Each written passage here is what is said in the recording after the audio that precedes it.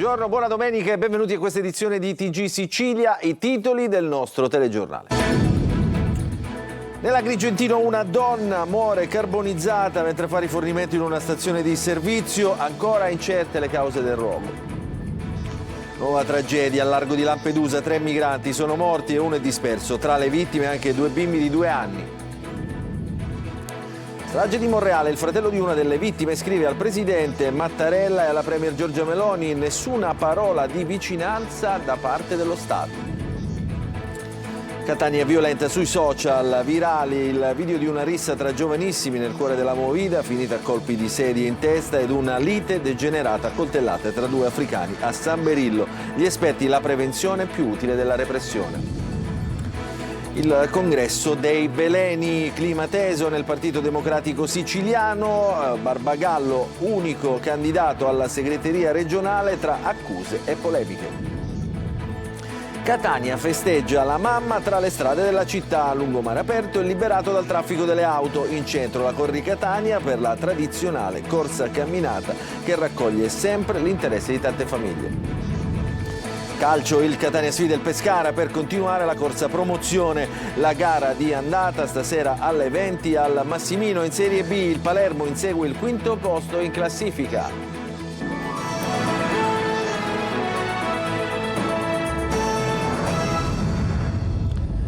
Apriamo il nostro telegiornale con una tragedia avvenuta poche ore fa nell'Agrigentino. Una donna di 41 anni è morta avvolta dalle fiamme in una stazione di servizio tra Favara e Aragona. Ancora da chiarire le cause dell'incendio. Il servizio di Davide Sardo. Una tragedia agghiacciante nel giorno della festa della mamma. Valeria Di Gloria, 41 anni, madre di 4 figli, è morta carbonizzata in una stazione di servizio tra Favara e Aragona. Stava facendo rifornimento alla sua Fiat Punto Bianca a pochi metri da casa quando un incendio improvviso l'ha avvolta senza lasciarle scampo. La scena è stata ripresa dalle telecamere del distributore Lukoil in contrada San Benedetto. A riconoscerla tra le fiamme è stato il padre, accorso disperato. Ancora ignote le cause dell'innesco, ma l'incendio si è propagato in pochi istanti, alimentato probabilmente dal carburante. Sul posto sono intervenuti i vigili del fuoco e i carabinieri delle stazioni di Favara e Canicattì. I militari stanno acquisendo le immagini per ricostruire l'esatta dinamica di quanto accaduto. Il distributore si trova lungo lo scorrimento veloce Agrigento-Caltanissetta, in una zona molto trafficata. La comunità è sotto shock. Il sindaco di Favara, Antonio Palumbo, ha raggiunto il luogo della tragedia per portare conforto ai familiari stretti nel dolore. Valeria era molto conosciuta in zona. La sua morte ha lasciato sgomenti amici, vicini e l'intera città. Una vita spezzata in pochi secondi. Una madre strappata ai suoi figli in un giorno simbolo dell'amore materno. Adesso parliamo dell'ennesima tragedia del mare a Lampedusa, morti di stenti, un uomo e 2 bimbi di appena 2 anni, c'è anche un disperso. Quella appena trascorsa è stata una notte di sbarchi sull'isola delle Pelagie. Il servizio di Eva Spappinato. Una notte di sbarchi e dolore a Lampedusa. Sono arrivati in 57 a bordo della nave ONG Nadir, ma con loro anche 3 cadaveri, un uomo e 2 bambini di appena 2 anni. Sarebbero morti di stenti dopo giorni di deriva in mare. Il gommone era partito da Zaguaia, in Libia, mercoledì notte, a bordo superstiti originari di Gambia, Ghana, Nigeria, Sierra Leone, Niger, Togo. Poco dopo l'arrivo, 6 migranti, tra cui 2 bambini, sono stati evacuati d'urgenza dalla Guardia Costiera per gravi ustioni e disidratazione. Ora sono in cura al poliambulatorio dell'isola. Le salme, invece, sono state trasferite al cimitero di Calapisana. A raccontare la tragedia sono stati i superstiti. Uno di loro, ustionato, si sarebbe tuffato in mare in cerca di sollievo, ma non è più riuscito a risalire a bordo, è scomparso tra le onde. Si cerca ancora il suo corpo. Il Mediterraneo si trasforma di nuovo in teatro di tragedie, dove la morte troppo spesso arriva prima della salvezza. Nella stessa notte altri 3 barconi con 236 migranti a bordo sono stati soccorsi da Guardia Costiera e Frontex, tra loro molte donne e minori provenienti da Afghanistan, Eritrea, Sudan, Egitto. Tutti sono stati trasferiti nell'hotspot di Contrada Imbriacola, dove ora ci sono 470 persone. Adesso cambiamo argomento, un dolore senza fine per i familiari delle 3 vittime della sparatoria a Monreale. Marco Pirozzo, fratello di una delle vittime, scrive al Capo dello Stato Sergio Mattarella e al Presidente del Consiglio Giorgia Meloni, dice registriamo un'assenza della vicinanza delle autorità dello Stato. Il servizio di Giusy Lazzara. Il dolore non trova pace per i familiari dei 3 giovani uccisi nella sparatoria di Monreale del 27 aprile. Con una lettera a Marco Pirozzo, fratello di una delle 3 vittime, si rivolge al Presidente della Repubblica Sergio Mattarella. Da siciliano, da uomo delle istituzioni, da fratello, so che lei conosce bene il dolore di una perdita brutale e ingiusta. Le chiedo di farsi portavoce del nostro appello e di aiutare a trovare soluzioni concrete per onorare tutte le vittime di queste violenze insensate. Il suo appello anche alla Premier Giorgia Meloni. Oltre al dolore, sento con un'amarezza profonda, dice Pirozzo, l'assenza di vicinanza da parte delle massime autorità dello Stato. Nessuna parola, nessun gesto, nessuna attenzione da chi dovrebbe rappresentare e tutelare ogni cittadino. Nella sparatoria di Monreale sono morti Massimo Pirozzo, 26 anni, Andrea Miceli, anche lui 26 anni, e Salvatore Turdo, 23 anni. 2 i fermati accusati di strage, Salvatore Calvaruso, 18 anni, e Samuele Acquisto, di 19, entrambi del quartiere Zen di Palermo. Ancora nella lettera si legge: il vuoto lasciato da mio fratello è devastante per me, per la mia famiglia, per la sua ragazza, che lo ha tenuto fra le braccia negli ultimi momenti di vita. È un dolore che non si colma, una ferita che non si rimargina. Rivolgendosi a Mattarella e Meloni, Marco Pirozzo aggiunge: vi chiedo, a nome della mia famiglia, delle famiglie delle altre vittime, di intervenire con urgenza. Il mondo è cambiato e lo Stato deve adeguarsi con risposte forti, decise e concrete.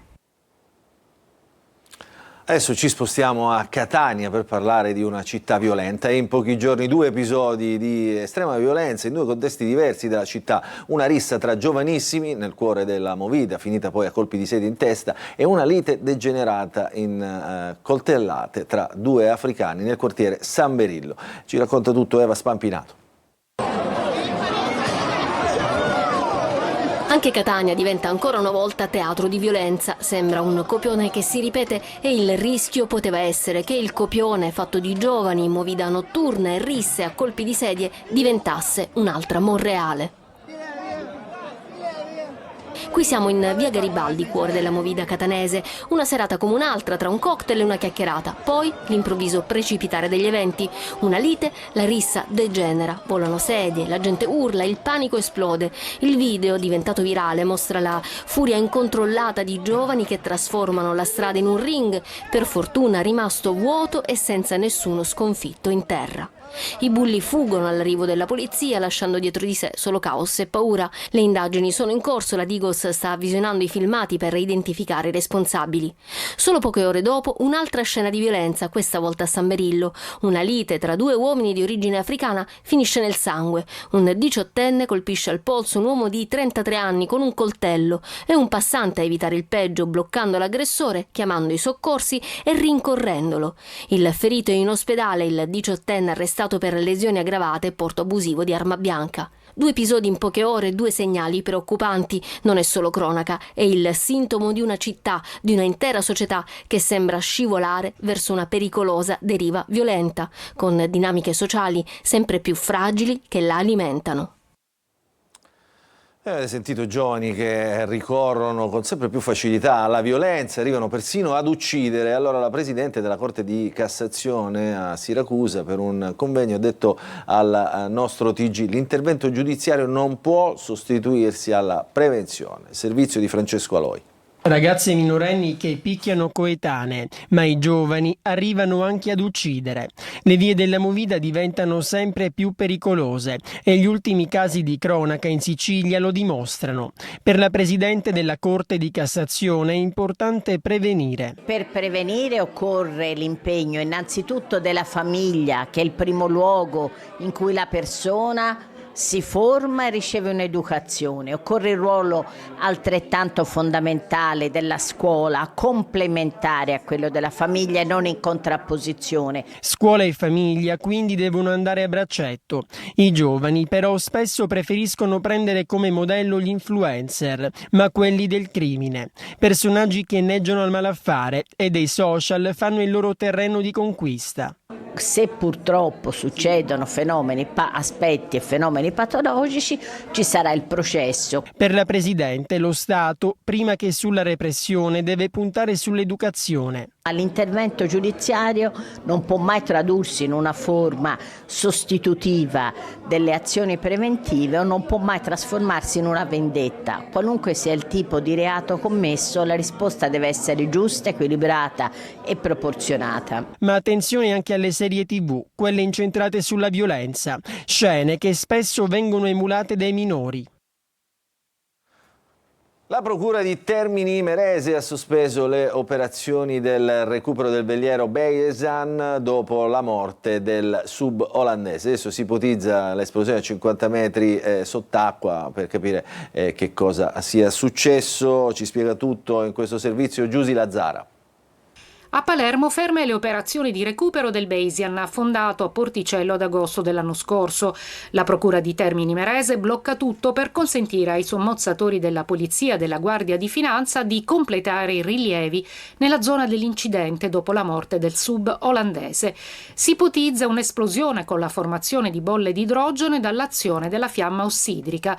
L'incidente mentre la vittima e un collega stavano cercando di tagliare con un cannello il boma del veliero. La deflagrazione avrebbe provocato il distacco di un pezzo di metallo che avrebbe colpito il sub a 50 metri sott'acqua. Intanto vanno avanti le indagini e verranno analizzati gli equipaggiamenti del sub deceduto e sarà necessario rivedere i protocolli di sicurezza adottati durante le immersioni. E gli inquirenti avevano già recuperato dal relitto parte della strumentazione di bordo, compresi gli hard disk contenenti audio e video della notte del naufragio, che costò la vita al magnate inglese Mike Lynch e altre 6 persone. E arriva il cordoglio della TMC Marine impegnata nel recupero. Piangiamo un grande sommozzatore. Su questa ennesima morte sul lavoro arriva la nota della CISL Palermo Trapani. Siamo sconvolti per l'ennesima vita persa durante lo svolgimento del proprio lavoro. Continueremo a tenere alta l'attenzione su un fenomeno che ormai è una strage quotidiana e che deve essere fermato subito.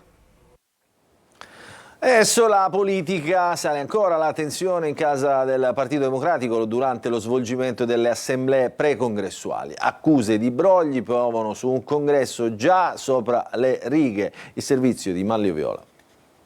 Non bastava il muro contro muro politico, sul congresso del Partito Democratico piovono adesso anche accuse di brogli in occasione delle votazioni dello scorso 27 gennaio, quando furono scelte le regole congressuali. A muovere le accuse è il deputato Fabio Venezia, dato per concorrente alla poltrona di segretario, ma che alla fine ha scelto di non correre contro l'uscente Barbagallo, che va verso la riconferma.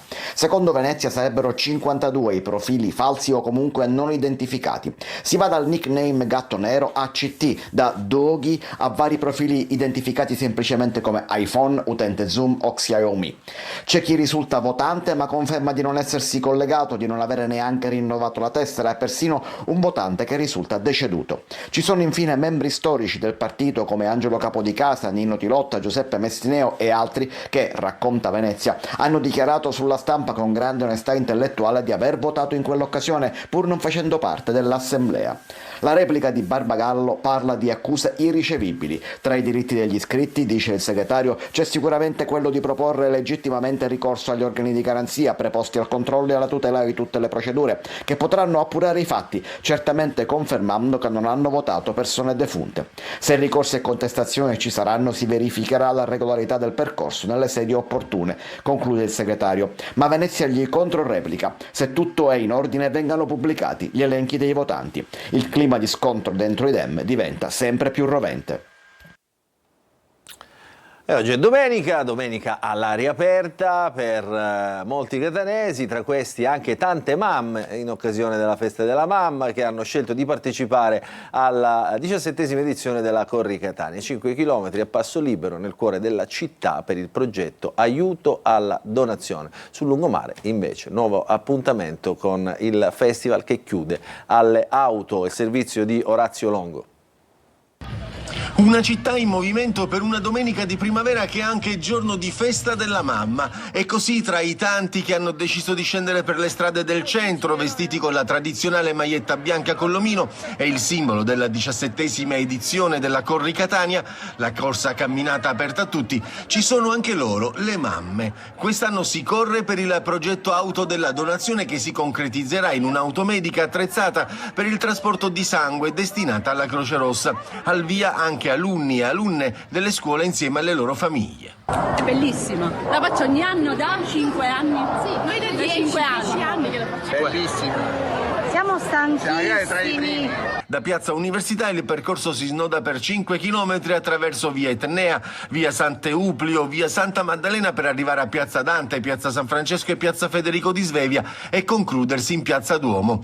Tanti catanesi ma anche turisti amanti delle camminate ad approfittare dell'evento per ammirare gli scorci suggestivi del centro storico.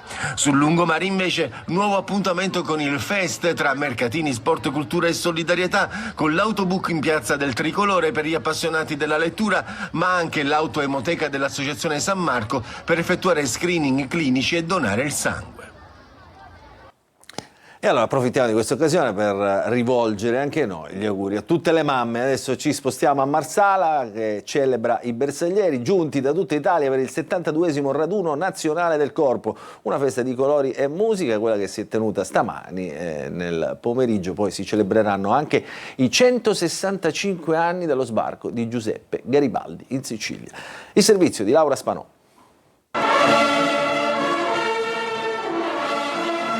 Il loro spirito, simboleggiato dalla corsa e dalle piume nere, rimane un emblema di coraggio, velocità e dedizione. In 25.000 oggi hanno invaso pacificamente la città di Marsala per il 72esimo raduno nazionale dei bersaglieri. La grande sfilata delle fanfare da piazza Francesco Pizzo, al ritmo inconfondibile delle trombe piumate, il corteo ha attraversato le vie del centro cittadino. Così Marsala celebra i bersaglieri d'Italia e lo fa in una calda giornata di maggio e tra due ali di folla che assiepano il centro cittadino. Ad aprire la sfilata i bersaglieri del Friuli che raccolgono il testimone per il 73esimo raduno. Si nasce bersagliere, si corre fino alla morte da bersagliere. Da dove venite? Noi veniamo dal Friuli e saremo quello che l'anno prossimo organizzeranno questo bel raduno. È una gioia immensa, noi lo facciamo tutti gli anni col cuore, con l'anima bersaglieresca che abbiamo dentro da quando abbiamo fatto il servizio militare. Bellissima vedere tutte queste teste piumate, poi quando ci sono è bello, è veramente bello e fa piacere accompagnare i mariti a questi raduni. Ma li accompagnate anche correndo? Anche, sì, se c'è da correre corriamo anche noi. Marsala vive una giornata dal fortissimo valore simbolico, si celebrano anche i 165 anni dallo sbarco di Giuseppe Garibaldi che proprio qui mosse il primo passo verso l'unità d'Italia. Due storie intrecciate, quella risorgimentale e quella bersaglieresca che si fondono in un'unica narrazione di coraggio e memoria collettiva.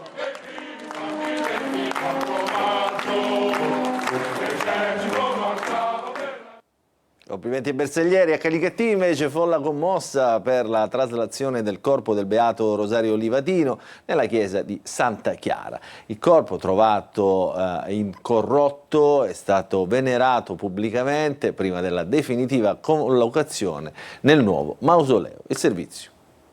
La città si ferma, la fede e la legalità camminano insieme. A Canicattì migliaia di persone hanno reso omaggio al beato Rosario Angelo Livatino in occasione della traslazione del suo corpo dalla cappella di famiglia al nuovo mausoleo nella chiesa di Santa Chiara. Una cerimonia solenne e carica di significato accompagnata da un corteo religioso lungo via Giudice Livatino tra ali di folla e massime misure di sicurezza. Livatino è il simbolo di una giustizia vissuta con coerenza evangelica, ha detto l'arcivescovo d'Agrigento Alessandro Damiano.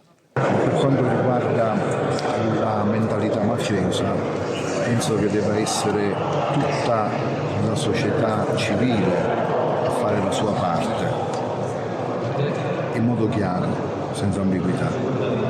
E anche qui la figura del Beato Rosario è una figura chiara, senza compromessi, libera. A sorprendere la rivelazione dei sacerdoti che hanno seguito la ricognizione. Il corpo è stato trovato intatto e incorrotto. Una maschera in silicone è stata realizzata per permetterne la venerazione pubblica, riproducendo fedelmente i tratti del giovane magistrato.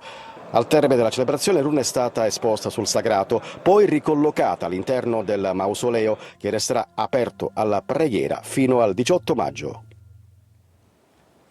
A Messina, dove si è svolto un approfondimento sulla libertà di stampa ed è stato evidenziato come l'utilizzo dei social media e dell'intelligenza artificiale rischiano di rendere la realtà non più reale e non più percepita. L'allarme arriva anche dalle parole del nuovo presidente dell'Ordine dei giornalisti, Concetto Mannisi. Il servizio di Francesco Triolo.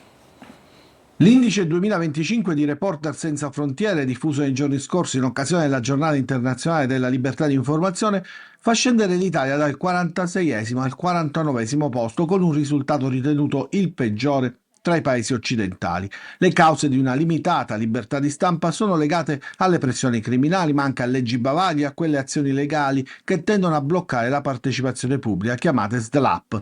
Di libertà di informazione si è parlato nell'aula magna dell'Università di Messina, ponendo l'accento soprattutto sul ruolo dei social media, di chi crea una realtà non reale ma riesce a farla percepire come tale, grazie all'assenza di quella intermediazione dei mass media professionali, nello specifico delle redazioni giornalistiche, che rappresentavano una garanzia per i cittadini.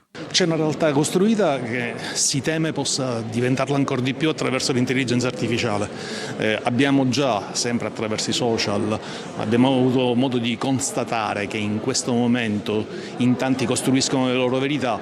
L'augurio è che si riesca a trovare, ma certamente ai massimi livelli, delle soluzioni che possano porre fine o comunque dare un contrasto importante a questo fenomeno. L'esempio portato è quello che sta accadendo in particolare negli Stati Uniti, dove accanto ad una manipolazione dell'informazione si sta affermando una manipolazione della percezione del mondo, e poi ci sono le leggi bavaglio che mettono a serio rischio la possibilità di informare. Ci sono tanti colleghi con la schiena dritta che continuano la loro missione, perché ormai è diventata una missione quella di informare, spesso peraltro con pagamenti irrisori. Ci sono dei colleghi che continuano ad andare avanti per la loro strada. Mi auguro che non debbano pagarne le conseguenze. Adesso ci fermiamo, una piccola pausa e ritorneremo subito dopo con un'ampia pagina di calcio.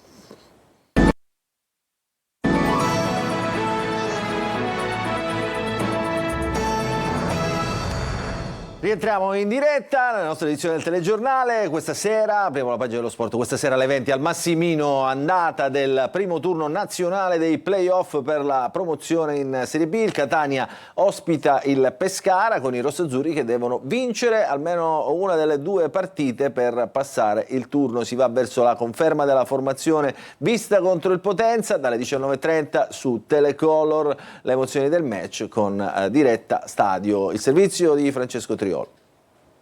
Niente calcoli, niente previsioni. Catania-Pescara può essere considerata a pieno titolo una finale anticipata per i valori delle due squadre, per le ambizioni delle piazze, per il momento di forma che attraversano in questo momento. Doppia sfida che parte quindi all'insegna dell'incertezza e dell'equilibrio. È una partita diversa da quelle sinora affrontate nei playoff contro Giuliano e Potenza. Il Pescara è una squadra meno di palleggio, più verticale, con elementi di qualità in avanti, e bisognerà leggere bene la gara. È una partita sui 180 minuti dove il Catania parte con un obbligo, quello di vincere almeno una gara, perché per il regolamento non è testa di serie. Ma Toscana è stato chiaro, non si devono fare calcoli di alcun tipo che siano legati ai 2 risultati su 3, alla gestione dei diffidati o ad altro. Sul fronte formazione non dovrebbero esserci grandi novità rispetto alle previsioni della vigilia. Lunetta sta migliorando, ma non da essere schierato già stasera. Si proverà a recuperarlo per il ritorno. Ierardi si è allenato con la squadra e non ci sono problemi. Toscano dovrebbe quindi confermare la formazione vista contro il Potenza, con Dini tra i pali, in difesa appunto Ierardi, Di Gennaro e Celli, sulle fasce Raima e Anastasia, a metà campo Quaini e Di Tacchio, tra le linee Jimenez e Stoppa a ridosso di Inglese. Nel Pescara c'è tra i convocati anche Alberti, che lamenta però un fastidio all'adduttore. Silvio Baldini, un ex da queste parti, dovrebbe anche lui confermare l'11 vittorioso con la Pianese. Prizzari tra i pali, in difesa Pierozzi, Brosco, Pellacani e Moruzzi, a centrocampo Valzania, Squizzato e D'Agasso, davanti Merola e Bentivegna a supporto di Ferraris. Calcio di inizio alle 20, diretta stadio su Telecolor a partire dalle 19.30 per 3 ore live con la presentazione della gara e le formazioni ufficiali, le emozioni dei 90 minuti con i collegamenti dal Massimino, le interviste post partita ad allenatori e giocatori in anteprima, tutti i risultati in tempo reale dagli altri campi, il quadro completo del primo turno della fase nazionale dei play-off. Adesso parliamo del Palermo, contestato dalla Curva venerdì sera. Palermo che lavora per l'ultima gara di campionato, che sarà martedì sera al Barbera contro la Carrarese. Rosanero che possono ancora sperare nel quinto posto. La vittoria sul Frosinone ha permesso al Palermo di mettere i sigilli alla qualificazione play-off. Una vittoria netta e conquistata grazie alla doppietta di Brunori, maturata in un contesto decisamente poco benevolo, considerata la contestazione degli Ultras rosanero. Il Palermo mira adesso alla migliore posizione da raggiungere per giocare il primo turno play-off in casa. In teoria la formazione di Dionisi può ancora arrivare quinta, ma nell'ultimo turno di campionato, in programma martedì sera, dovrebbe intanto battere la Carrarese, sperare che la Juve Stabia perda in casa contro la Sampdoria e il Catanzaro non vincere sul campo del Mantova. Se la situazione dovesse rimanere tale, con il Palermo al settimo posto, siciliani che sabato sarebbero obbligati a vincere fuori casa contro Catanzaro o Juve Stabia per passare il turno. Dopo una vittoria così penso che si recuperino meglio le energie fisiche e mentali, perché logicamente le vittorie servono per fare morale, dare morale, per creare autostima, per maggiore autostima e per vedere con più positività la partita successiva. Martedì sera al Barbera il clima dovrebbe essere più disteso, il Palermo sicuramente più rilassato, visto che ha già ottenuto i play-off, e sperare di poter chiudere nel migliore dei modi la regular season e preparare il primo turno play-off che si giocherà sabato. Questa era l'ultima notizia, il nostro telegiornale finisce qui nel rinnovare gli auguri a tutte le mamme. Noi vi diamo appuntamento con l'informazione su Antenna Sicilia questa sera alle 20. Grazie per averci seguito, buon proseguimento di domenica a tutti.